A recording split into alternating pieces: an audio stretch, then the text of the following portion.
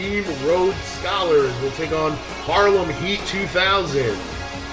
Team Lay Cool will take on the Pitbulls. The Gangsters will take on Kane and X-Pac. The Natural Disasters, they'll take on Jack and Jerry Briscoe. That should be a hard-hitting battle right there. Tommy Dreamer and Johnny Gunn, they'll take on the Spirit Squad.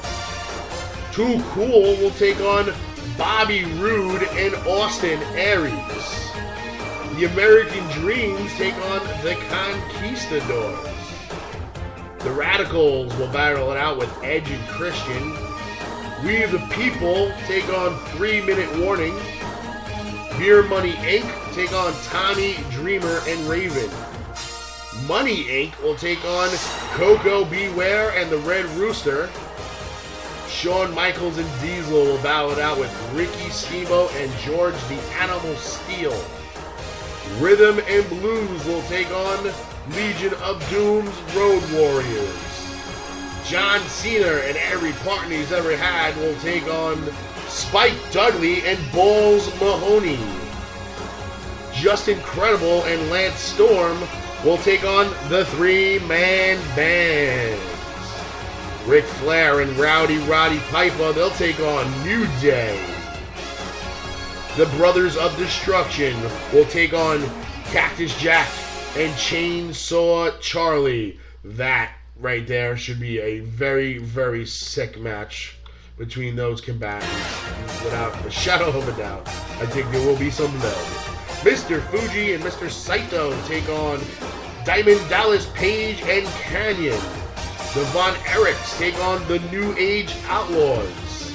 Hector and Chavo Guerrero will take on the Mama Lukes. Zack Ryder and Kurt Hawkins will take on the Steiner Brothers. Well Done will take on the Mexicools. The NWO will take on Epico and Primo, also known as Los Matadores. The Hollywood Blondes will take on the Blackjacks. Men on a Mission will take on the FBI. The Young Stallions will take on Deuce and Domino. The Natural Born Thrillers will take on the Twin Towers. Yoshi Tajiri and Mike Whipwreck will take on Nikolai Volkov and Boris Zukov. The Bravebusters will take on Adrian Adonis and Jesse the Body Ventura. That is round number 1, folks, as a lot of these will advance to take on teams that have yet to debut. They'll make their debut in bracket number 2, and those teams will include the Dark Patriot and Eddie Gilbert, Team Hell No, the Headhunters. Let's see, almost lost my spot.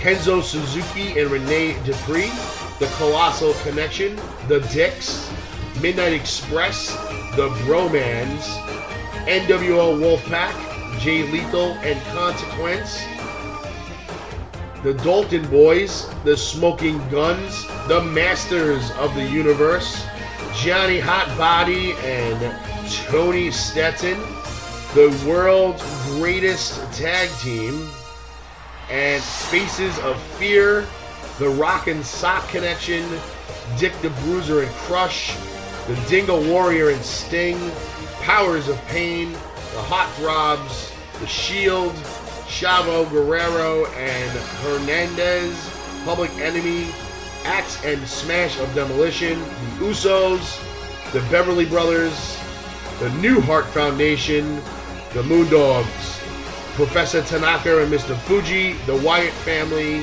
Eminem, the Quebecers, Calvin Sullivan and the Tasmaniac, Christopher Daniels and Kazarian, Diamond Dallas Page and Carl Malone, Hulk Hogan and Dennis Rodman, Los Guerreros, the Varsity Club, Hulk Hogan and Brutus Beefcake, the Four Horsemen, the Suicide Blondes, Danny Doring and Roadkill, Gemini, the Briscoe Brothers, Star and Goldust, the Revolution, the Legacy, Rock and Roll Express, the Machines, the U.S. Express, the Fabulous Freebirds, Hillbilly Jim and Uncle Elmer, the Johnsons, and the West Hollywood Blondes.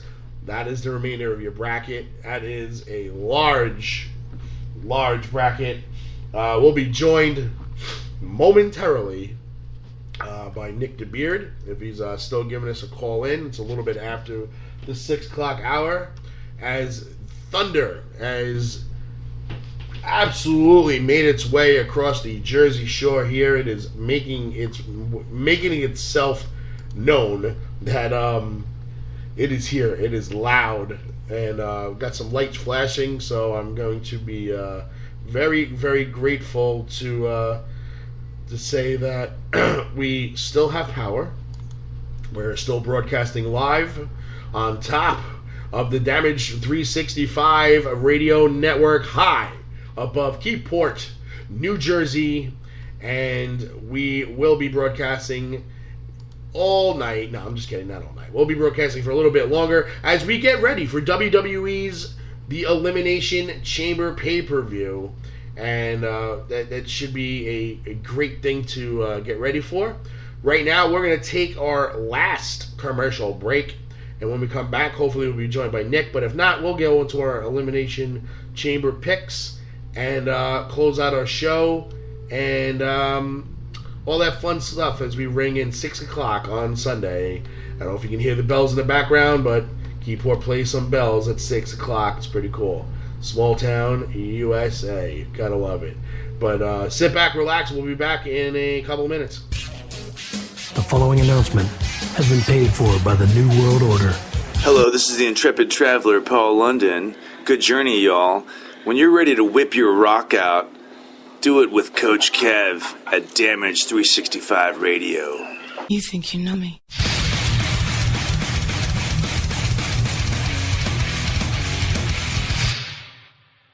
Hey guys, do you like pro wrestling? Of course you do. It's the greatest thing in the world. Hi, my name is Emil J. You may have seen me as the ring announcer for Combat Zone Wrestling, On Point Wrestling, Dojo Wars, and WSU, just to name a few. But now I'm proud to announce that the Funkenstein Wrestling Superstore is the premier location for wrestling merchandise. Every Saturday and Sunday from 8 a.m. to 4 p.m. in Englishtown, New Jersey at the Englishtown Flea Market, booth number 35 in the Green Building, the Funkenstein Wrestling Superstore has it all.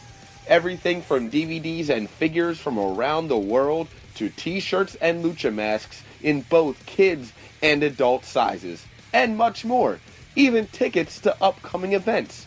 Log on to facebook.com/FunkensteinINC for full details on everything they have to offer, including weekly specials and where they'll be vending at this weekend. So check out facebook.com/FunkensteinINC and take the short drive to Englishtown, New Jersey and visit my friends at the Funkenstein Wrestling Superstore this weekend to start or add to your wrestling collection. And hey, tell them MLJ sent you. The Funkenstein Wrestling Superstore, the main event of wrestling collectibles.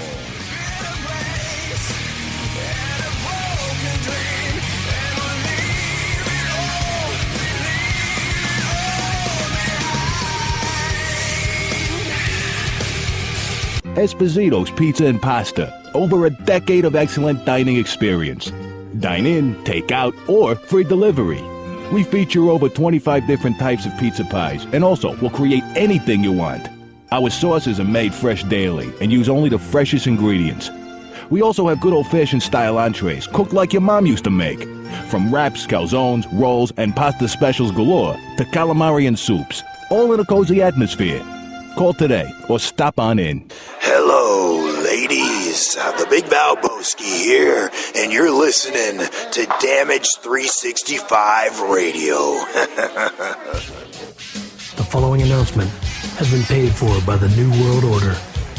And we're back, ladies and gentlemen, and thanks to our sponsors, Funkenstein Collectibles in the Green Building. in Englishtown, New Jersey, in the Englishtown Flea Market. Esposito's Pizza of Matawan and Manasquan, New Jersey.